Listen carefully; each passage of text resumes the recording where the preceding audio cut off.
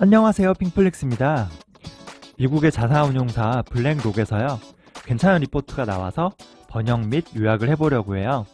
이 제목만 해석하자면요, 그 인구 통계는 어떻게 우리 사회와 이 미래를 변화시킬 것인가 정도가 되겠어요. 사실은 구글이 번역했습니다. 첫 번째로는 이제 전 세계적으로 진행 중인 고령화가 있는데요. 이게 미국의 중위급 나이대예요. 이게 계속 올라가고 있죠. 그래서 2017년엔 38세인데요. 이 유럽은 더 심각해요. 고령화가. 지금 이미 65세 이상 노인들이 20%나 된다는 거예요. 근데 2100년에 이게 30%, 31% 늘어난다는 거예요. 이게 사실은 난 걱정할 때가 아니긴 해요. 왜냐하면은 이런 고령화는 전 세계에서 우리가 제일 심각하거든요. 올해 기준 전 세계 65세 이상 노인 비중은 작년 기준이죠. 9%예요. 점차 늘어나긴 하지만 생각보다는 좀 안정적이죠. 이게 왜냐면은 인도나 동남아, 이거 아프리카 이런 신흥국의 그 나이가 엄청 어리기 때문에 이게 좀 희석돼서 그래, 희석돼서. 선진국만 보면 엄청나게 고령화죠. 보시면 농도가 진할수록 고령화가 심하다는 거예요. 그래서 딱 봐도 캐나다, 미국, 유럽, 뭐 호주 이런 데가 고령화가 되었다는 게 좀 알 수 있죠.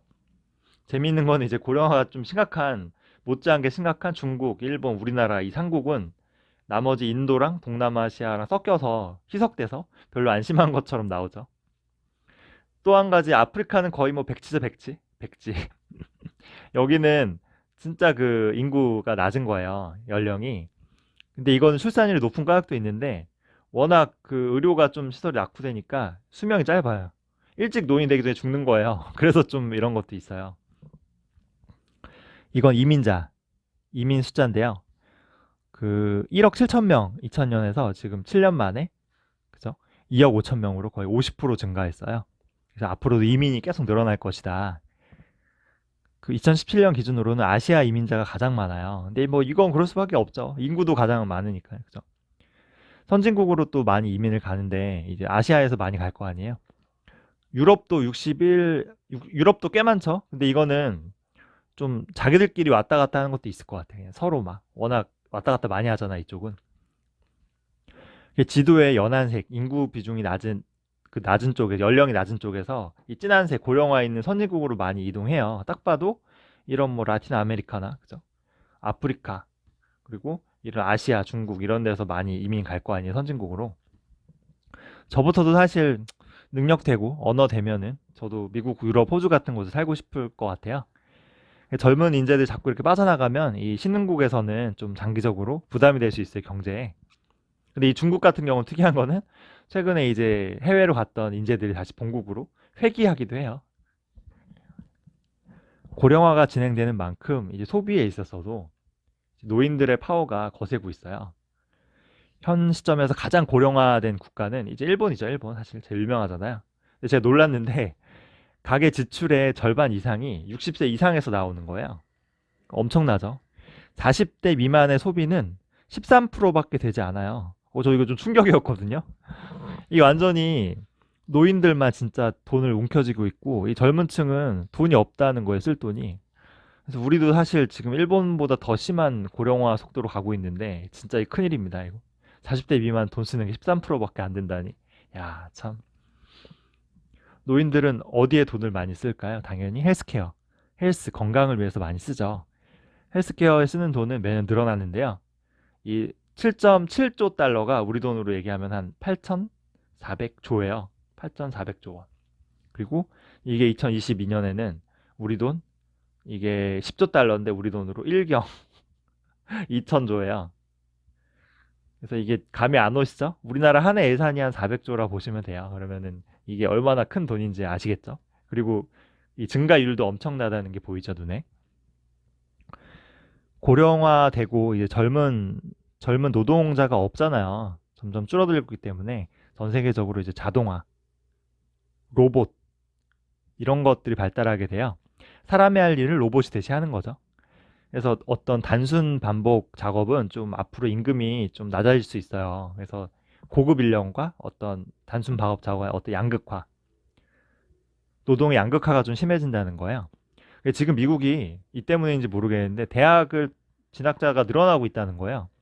왜냐하면 대학 나온 사람과 그렇지 않은 사람의 어떤 임금 격차가 너무 심해지니까.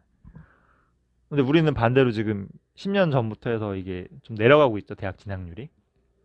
물론 뭐 우리가 대학 진학률이 너무 압도적으로 높기 때문에 비교할 수는 없는데요.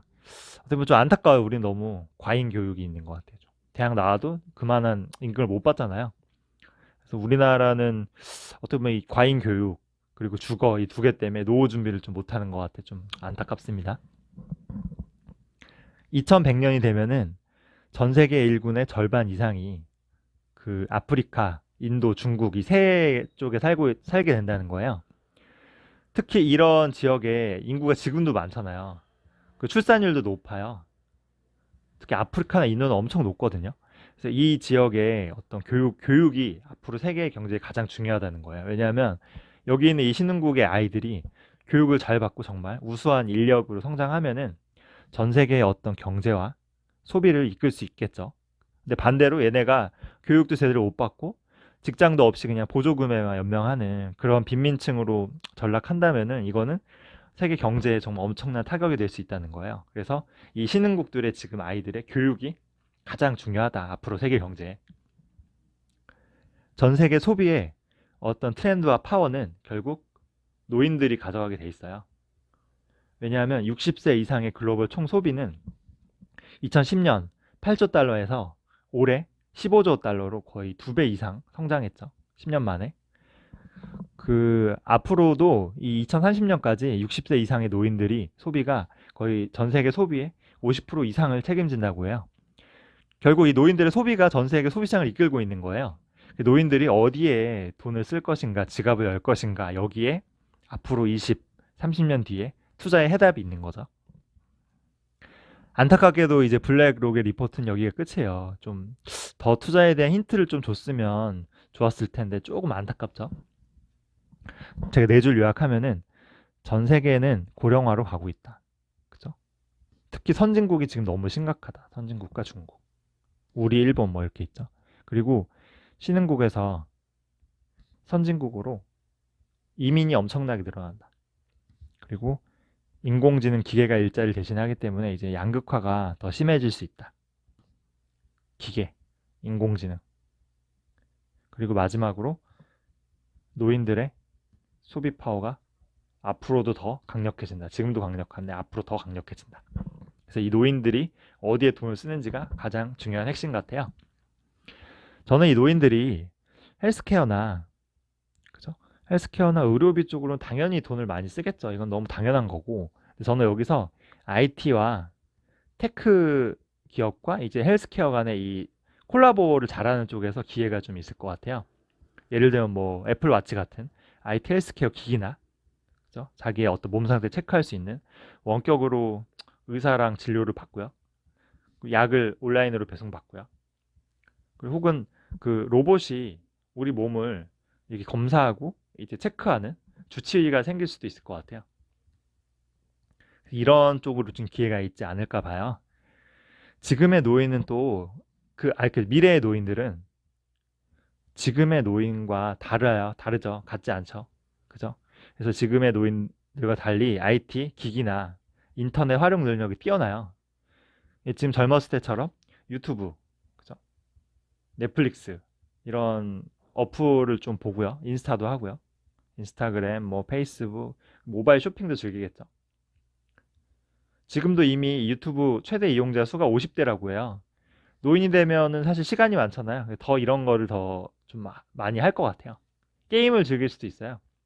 왜냐하면 지금 노인과 달리 지금 노인은 게임을 즐긴 적이 없잖아요. 근데 지금의 30대, 40대가 나의 노인이 되면은 게임을 당연히 즐기겠죠. 게임 페인들 제 주변에 있는데 얘네 강력한 후보들이에요. 그래서 모바일로 자연스럽게 이제 뭐 비행기, 그죠? 비행기 숙소 예약할 수 있고요. 그리고 마이트립 같은 어플로 당일 투어도 즐길 수 있어요. 그러니까 이런 스마트한 노인들이 많아진다는 얘기예요. 그래서 그 탁구공원 가면은 노인들이 하루 종일 장기 놔두고 있잖아요. 정말 전 좀비 시체 같거든요. 이런 거 보면은. 그런 노인들이 더 이상 아닐 것이다. 미래의 노인은. 그래서 여기에 좀 투자의 기회가 있지 않을까. 그렇게 생각을 합니다. 준비한 내용 여기까지고요. 계속 좋은 영상, 인사이트 되는 영상 올리도록 할게요. 좋아요와 구독 많이 눌러주세요.